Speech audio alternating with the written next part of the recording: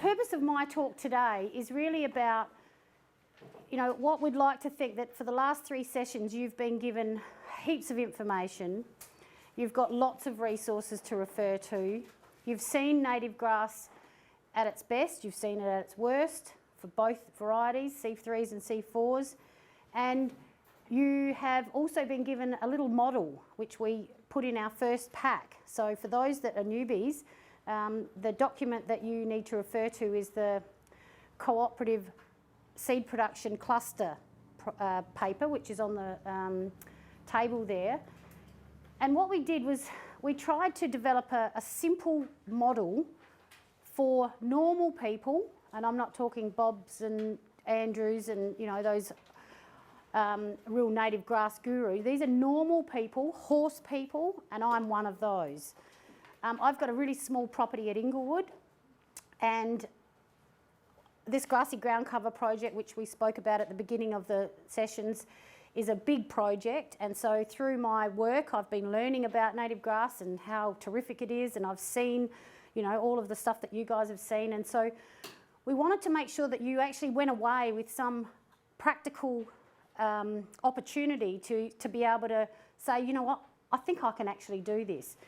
And so this model is very, very basic, and obviously it's quite site specific. So, what we're saying is that these are the steps that you would need to take to do things, but it's a very simple process. And so part of today I thought would be a really good opportunity for me, who I'm not the expert here, to actually just show you what I've got going in my little community. So leading up to the first session, and we were developing the model, I spoke to a few of my horsey neighbours, and I said, are you interested? And I had quite a few people really interested. And so the participants in this project are myself, Tracy Wider, who you probably know from the first session, spoke about horse health, Christine, who's an apology, I forgot the apologies, she's been at both sessions, she's a local person as well, Helen Calero, who's just turned up, she's had some busy stuff to do this morning, and Nadia, who is there. And Nadia, so we all live within a stone's throw of each other,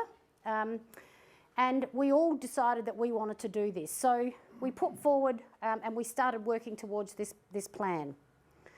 Just for interest's sake, that wallaby grass is the grass. This was taken a long time ago when I was at Bob's place, obviously when it was green, where we were standing at the back of his property today. So that's what it looked like. So the rationale was that, we talked about us being game changers, us people, we're interested in it, we want to move this forward, so we're going to take the lead. So that's what this is about. Obviously, horse health is at our foremost, because we want to make sure that our horses are eating those low sugar grasses, and we want to look at how we're managing our properties, and keep in mind that underpins everything we talk about. We can't keep doing, I say we, but I mean you and me, we can't keep managing our properties the same way that we've been doing it, and set stocking and expecting there to be grass the next day or the week after or the year after. As we know, if we leave them on there long enough, we'll have a dust bowl. So we're looking at how we can improve that grazing strategy and the pastures. Our lack of knowledge and technical expertise is something that, I thought that this is a great learning opportunity for all of us. I'm learning, everyone's learning. We haven't got a magic bullet, but we're trying to get to the solutions and trying to build some strategies into our day-to-day management. And that most people, when you talk to them, and Andy will reinforce this, everyone says it, I need to reseed my paddocks because there's nothing there.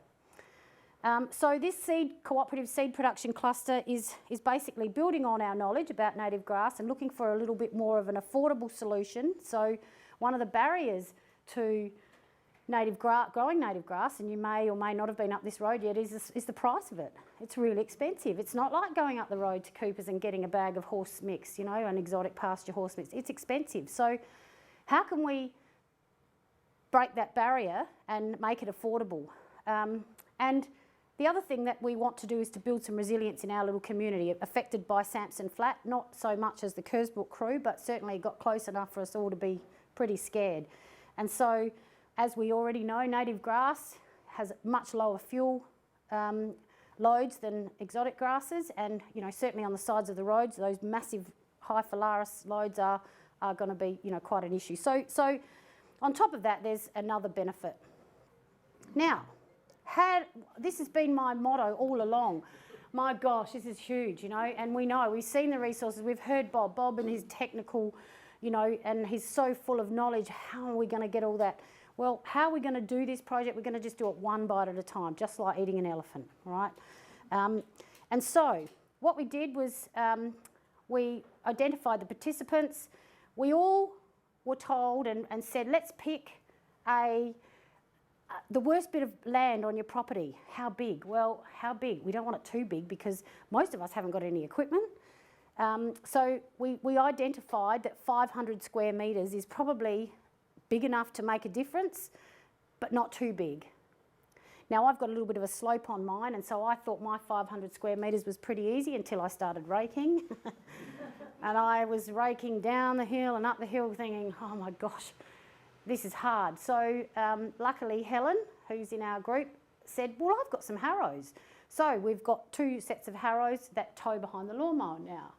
And if they're not heavy enough, we put one of the kids on, or the brick or the dog or something to dig them in. So we didn't want it too big, but we wanted it big enough to make a difference.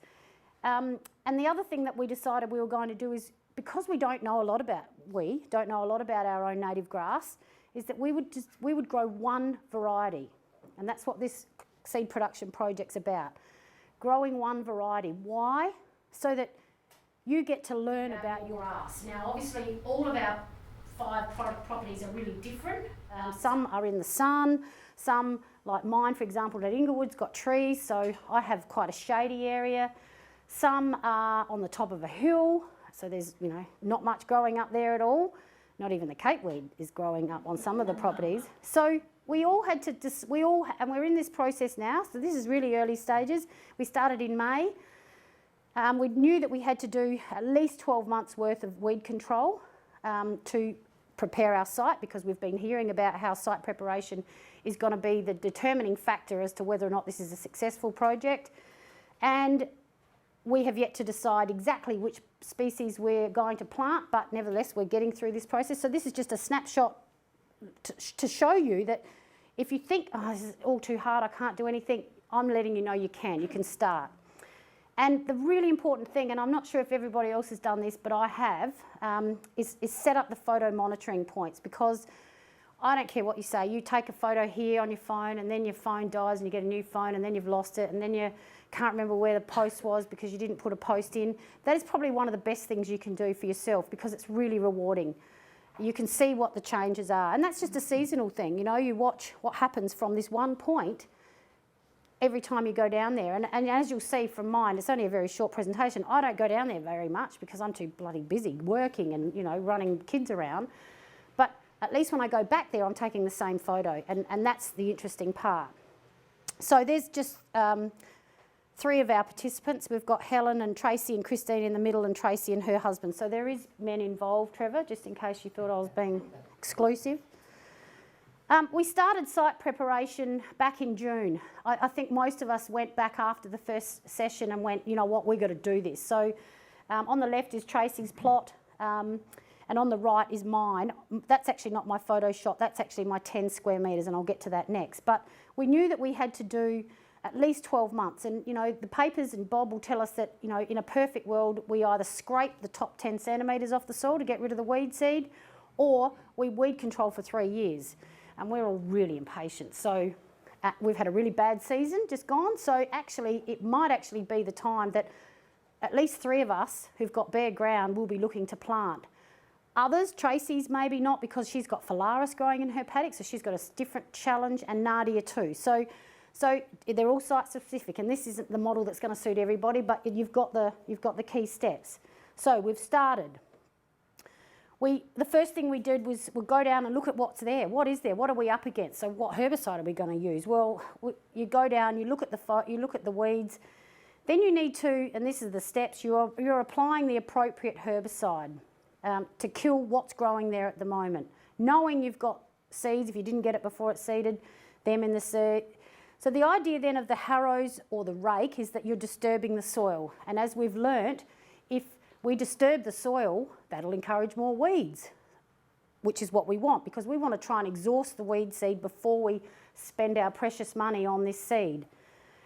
We watch, and usually it's a seasonal thing, you know, they're quite seasonally appropriate, these weeds, so we watch for the new weeds growing, and then we go back and we apply herbicide. Now what I had to do was, because I've got such a badly degraded paddock, I was able to hand weed most of mine for the second spray, or you go back and you spray, spot spray, and again you disturb the soil. So you're creating this cycle of germination, flush, spray, germination. The other thing that when you're harrowing is it tends to kind of rake it like really nice and tidy, and I'll come back to that point, so just remind me. So you keep doing that until you think that you've exhausted the seed, and that's really where I'm at now. Then, I haven't done this last bit, but you harrow, you cast your seed, and then you cross rake, and then you order rain. And then there you go. That's the hard part, and then it's the management, okay? So that's where we're up to now. We're all in this process of spraying our paddocks and not having anything grow there to reduce the competition. So this is my property. As you can see, it's a very tree, you know, got lots of trees and hardly any, a pasture's never been growing there. I should never have horses on there. I know that, but I have. And until the kids are there, I've still got them. So that's kind of the situation that most people are in. A lot of properties shouldn't even have animals on them, let alone horses. But I do, so I'm going to try and change the way I do things. So on the 23rd of May, I started spraying. I didn't really have much growing there, just mostly annual weeds, which, as Bob said this morning, when it used to, it used to rain, I'd think, oh, look, it's getting green, you know, and used to be so proud until I found out it was just annual grass, and I'd go there and I could just pull it out like that, and it was of no value to the soil. It didn't keep the soil together. It was no feed value to the horses at all. So now I know I want a perennial grass there. I don't want these annual grasses, and obviously I don't want the weeds. Luckily for me, I've got a little bit of microlina growing around the base of that big gum tree at the back. So when I did my first spray, luckily I had recognised that, and there's a little bit of Danthonia there as well. I actually sprayed around that. But in the first instance, unless you know those species, well, obviously you don't want to be spraying natives, but sometimes you might have to sacrifice it if that's what you're going to do. But I made that decision. I know where they are. I can recognise them, so everything I've done is around those. One of the things that we got taught right at the beginning of this is when you plant something, unless you are really familiar with what you're growing, put some of the seed in a pot next to your house somewhere so that it's under the same kind of conditions. So every time you walk past, you've put sterile soil in there, you've planted your seed, so whatever grows in that pot is what you've planted. So I did that. Now, I forgot to take a picture of the empty pot, so this is, and I'll get back to that. So there's my pot. It's on my way to the chickens. Every day I feed the chickens and collect the eggs. So every day I glance there, and for so long nothing grew. 28th of June, I harrowed it, just to kind of move all the dead stuff that had happened from the May spray. And I, like all of the people that came to the first session, got 10 square metres of Gallop from Ian, from Native Seeds. So I went home and I sowed it. And I sowed a little bit in my pot. On the 4th of October, I went back down there and all it was weeds. I had lots of sour sobs, no grass, no native grass, no any grass. It was really dry spring. So I did a bit of hand pulling, I did a bit of spot spraying. I actually think I missed the sour sobs seeding, so there's something I'm going to watch for next year. And then life got so busy, work was crazy, and suddenly it's Christmas and New Year's, and I went on holidays for 5 weeks, and I come back, I walked around the paddock and I thought, there's just not a thing growing, not even a weed, like it's really dry. Then I went to see my chickens, and that's when I saw my pot. And as I walked past, I thought, oh, I was so excited. I could see the grass growing. I thought, my gosh, there's 2 varieties that I recognised, the little ones at the bottom, the microlina, and the tall ones were the wheatgrass. And I thought, oh, I got my book out, and I was thinking, oh, and we've got a little Facebook blog, I think that's what you call it, and so I wrote on there, oh my gosh, and of course they all went, I haven't got anything. So I was really excited, so I rushed down to the paddock, and my first look at the paddock was, it's just all leaves and stuff. But when I actually look, and unfortunately I've got a little blur bit on my camera, I don't know if you can see it, amongst all of this is grass. and nothing else growing anywhere else except what I'd planted. So I was very excited. We still hadn't had any rain, and I thought, it's pretty amazing. This stuff in the ground didn't look like the stuff in my pot. Obviously the pot was doing a bit better. I don't know, I guess because, I don't know how. It certainly didn't get watered. So there's on the 5th of February, which is only yesterday, I took another photo, but I have got that blurry spot in there. And so my 10 square metres is the flagged bit, just in the top corner there. And there is, after the lots of rain that we've had, I think we've had 64 mils of rain since the 28th of January. I have got triple the amount of grass growing in those areas. And that's it. That's my story. The things that I've learned. Choose a species suited to your environment. Now, we haven't got to that spot there, but I know because of the shade, I'm not going to put in a thermida or something that really, really loves a lot of sun, because it's probably not just going to grow. Use your control pot. It's so, so valuable, and for people who are learning, it's worthwhile. Take your photos. I keep a running log. I've got just a Word document, and I dump my photos in there, and I write what I did, you know, just so that I can make sure, because you forget as you go, and make sure that you do prepare your site well. So we, you know, excluded all the weeds, and obviously this is just something that we keep reiterating. If you're going to do this investment, you need to keep your horses off. Now, if that's too hard or you don't want to do that, well then you're not going to waste your time trying to do this, because it's really important to keep your horses off. Mind you, I don't have anything else to eat, but you know, the one horse that I've got, which is Lisa's old horse or Tracy's old horse, we buy off each other. She stands there and I can see her looking at that grass. You know, the 10 grades of it, you know, she's as fat as anything on nothing, but yeah, you've got to keep it off. And what I've also learned is that it's pretty resilient, you know. It sat in there since I planted it, and I thought the ants have taken it or it's run down the paddock or whatever. It was there just waiting for that right opportunity. So there's just a couple of the small patches that I have got on my patch, you know, down in that patch. I'm saying even on a small scale, just do something, and then you can start to get that feeling about how good it feels. And that's it. Has anyone got any questions? Yeah, I was just talking a bit with Jeff on the way. Grass ID. Any useful resources? There is. Yeah. One right behind you, actually. It's written by Joan Gibbs, who's a uni lecturer at Adelaide Uni. $25, or the one that Tracy's got. Yep, that's really good. That one is, and that one is for $40, and that's a really good buy for $40. There's plenty of. You can just perhaps do Google searches as well, and try and ID it like that. But that's actually what I use out in the field. Yep, one of those. So that's what I use. And of course, you know, Bob, not that I'd invite him to my property. Not yet anyway. Okay, so does anyone else have any questions? Just in regards to soil preparation, the plot that I'm going to use is thick with Salvation Jane. Now those seeds are viable for 7 years, so you've got a lot of work to do. To be, yeah, you have. Does that mean you've got to not plant anything for 7 years? I don't know about 7 years. But, Just keep weeding it. well, it depends on your situation. It's site specific. It depends on the grass. Depends on whether you've got any nasty grass, because you can easily get rid of the Salvation Jane. If it's It's only the nasty small area, grass. There's tiny little stuff. But if you've got nasty grass there, What do you mean by nasty grass? cooch, No, I don't think there's any cooch. There's a bit of ryegrass, but that's perennial and annual rye, yes, mainly they're Jane. a problem. It's mainly Yeah. Jane. It's not such a problem. So I can't come to your place and tell you what to do. And this is where, you know, the next speaker, Andy, will be of benefit to people.